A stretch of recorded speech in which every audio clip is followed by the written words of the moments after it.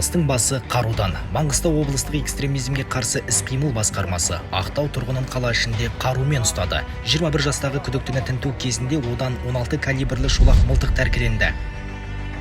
Сізге құқықтарын түсіндік, яғни сіздер тергеу әрекеті жөнінде хаттама енгізуге жататын мәлімдемелер мен ескертулер жасауға түсіндік. Күдікті полицияға қарудың рұқсат құжаттарын көрсете алмады. Оны не мақсатта сақтап, ұстап жүргенінде түсіндіре алмай қипақтады. Бұл факті бойынша қылмыстық іс қозғалды. Республика бойынша өтіп жатқан қару 2021 жедел профилактикалық іс-шарасы маусым айының соңына дейін жалғасады. Тексеру барысында 16 калибрлі кесілген шолақ мылтығы табылды. Аталған азаматтың деструктивті дін ағымын ұстанушылармен тікелей қатынасы бар екені анықталды.